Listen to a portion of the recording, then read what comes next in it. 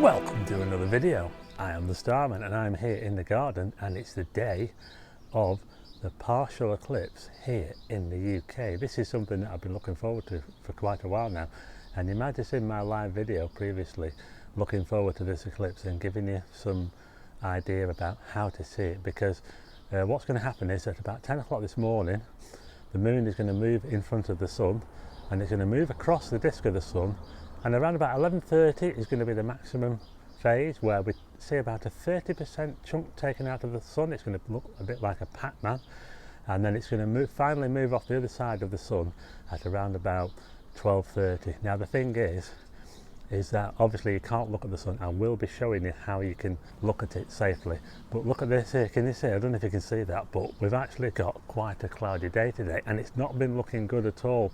The forecast has not been looking good up until this event, and I've not been very hopeful that we're going to be able to do anything. But anyway, luckily enough, I think there are going to be some breaks in the cloud.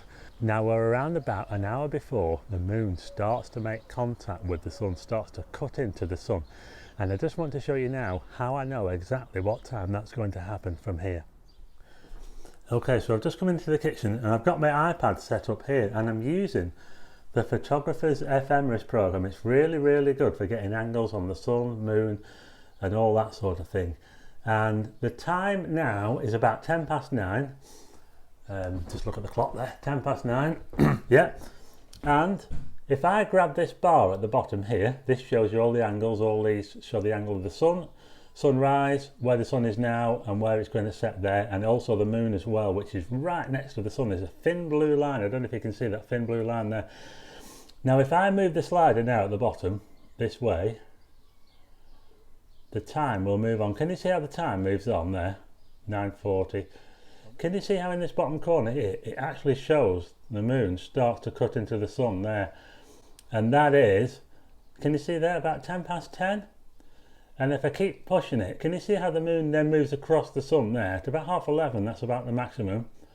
And then if I carry it on, it moves off the sun at around about 12:30. So that's how I am able to know what time the moon will move in front of the sun and which direction of the sky it's going to be from where I am.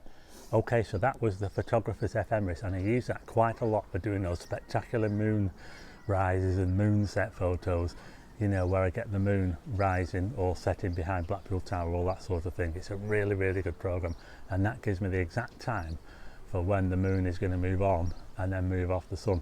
Anyway, this is going to be quite a different eclipse because it's going to be an annular eclipse. It's not a total eclipse. If you happen to be in the northern reaches of Canada, and when I say the northern reaches of Canada, I mean probably the most inhabitable places of Canada, this is not an eclipse that a lot of people are going to get to see.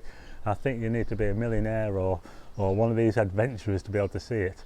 It's going to cross Greenland, northern Canada, Greenland, even the North Pole is where you're going to be able to see the maximum part of this eclipse, and the outer reaches of Russia as well. I think Siberia or Mongolia or somewhere.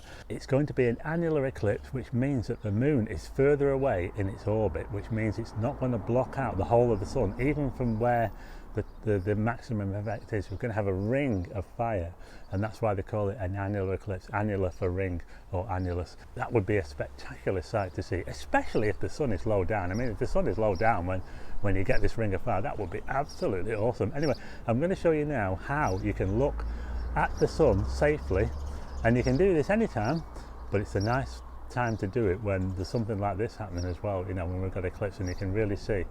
You can watch the sun safely. Now behind those clouds up there is the sun and I'm really hoping that it peeks through, because I have got this set up here. Can you see? I've got a tripod here, and on the tripod I have a geared head here. That's a geared head, and on top of the geared head I have this thing here, which is a tracker, and I've kind of roughly aligned it with the North Star, North Pole should I say. It's difficult to do during the day, you have to guess it, and what that will do is it will track the sky when I turn it on for the sun. And I've put these binoculars on top. Can you see? Luckily enough, I had a tripod clamp for the binoculars, so I was able to put them on here, and they're facing towards the sky. Do not look at the sun with binoculars, by the way. I've only set these up to project the image of the sun through there. I've capped one off, can you see? And the image is going to come down onto here, which I've set this piece of card up here, and hopefully we'll get like a nice, fairly nice size image of the sun on this card, and that's what I'm really hoping for. We'll have to wait and see, won't we? Yeah, so it's taken me a while to set this up, and I really hope that we get a chance to see some of the eclipse. Like I say, it lasts from around about 10 o'clock roughly till 12:30. It's 2.5 hours altogether. Surely we'll get some sort of glimpse. And the forecast today, it said it was going to be cloudy all day long. Well, hopefully we will get some breaks. We'll just have to wait and see. Let's see if we can get a glimpse of this partial solar eclipse. Okay, so we're about 5 minutes away from the eclipse, from when the moon starts to move in front of the sun. And yeah, yeah, it's rather cloudy. So this is going to be a bit of a waiting game. Let's hope that these clouds move enough, or we might even be able to see through them. We may even just be able to see through the clouds and look at the sun without using any special equipment. We'll just have to wait and see, won't we? Okay, so it's now 10:20 and the moon is moving across the sun. Now it's now touching the sun, but as you can see, yeah, this is not looking very good at the moment, but there's a bit of time left yet, and hopefully in the next hour and a half there'll be some sort of a glimpse of the sun. Please, we saw it this morning when I got up, we saw the sun, but now it just seems to have gone really cloudy. Look at this.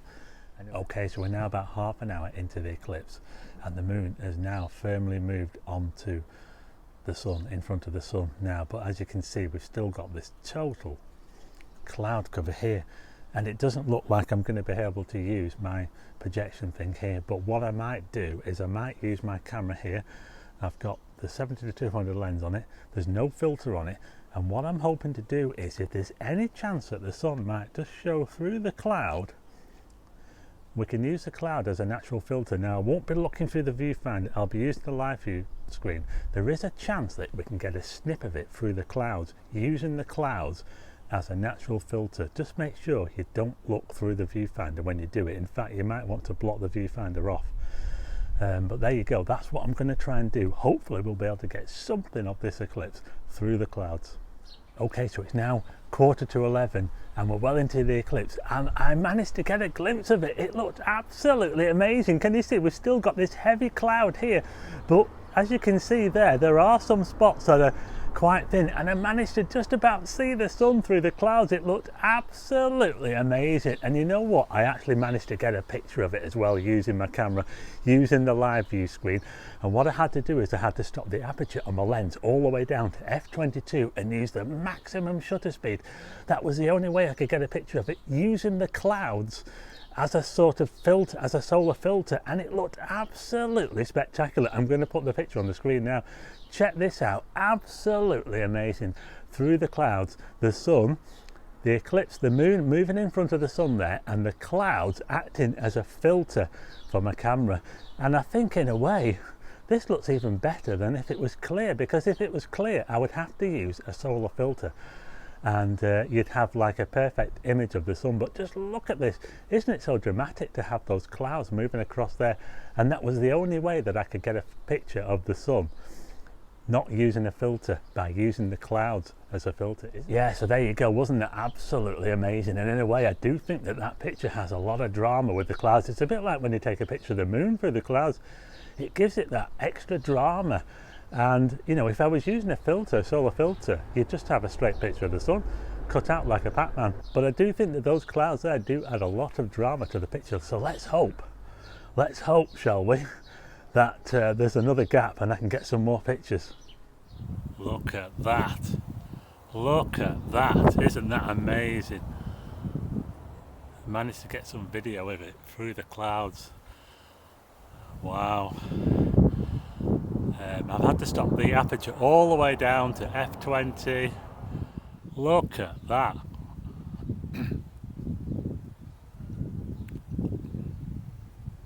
Wow. This is pretty much the maximum as well. We're almost at the maximum. Okay, so I'm now sat down here in the garden and we're looking at a very cloudy sky. I've already got some pictures of the eclipse in the bag and video, which is really good. And there's about 20 minutes to go, and I'm not sure if we're going to see any more because it does look as though the cloud is thickened up, but I'll keep watching.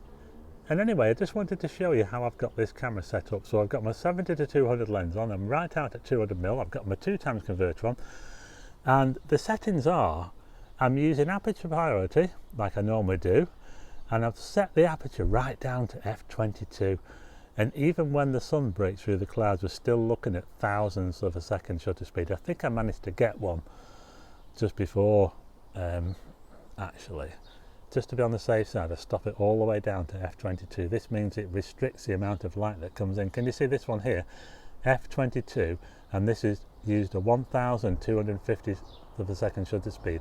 That's a pretty fast shutter speed, that, just to get that picture there. Can you see? That gives me a chance of getting a shot of the sun through the clouds. Now you have to be very careful when you're doing this sort of thing. I don't normally recommend you do this, but because we've got such clouds, such thick clouds, it does give us that chance to get the a glimpse of the sun through the clouds using them as a filter. Okay, so it's all over now. The solar eclipse is now over, and wasn't that absolutely spectacular? I'd set up to use the projection method, you know, projecting the sun onto a piece of card for safety reasons, but in the end it was so cloudy I couldn't do that. I had to do away with that. And because it was so cloudy and there were little breaks in the cloud, I was able to take a photograph of the sun, quite a few images of it, and that video as well, without using a filter. Don't try this at home. You've got to be really careful when you're photographing the sun. You've really got to be careful. I was lucky enough to get a few glimpses of it. I had to stop the lens all the way down. But didn't that cloud also add to the drama as well? The amazing effect I got from the cloud in the photograph of the sun. Absolutely amazing, wasn't it? It was a blessing in disguise, that cloud. But like I say, you do have to be really careful photographing the sun with a telephoto lens during the day. You normally have to use a filter. Now that cloud today acted as a natural filter, and I managed to get some shots and that video as well. Anyway, I hope you liked the video, and I hope I've brought some of the eclipse to you. And if you didn't manage to see it yourself, you managed to see my photographs of it and a little bit of video of it as well, which I managed to capture here from my garden. Anyway, I hope you liked the video. If you do, hit the like button and also hit subscribe and tick the bell for notifications of new videos, and I will see you again next time.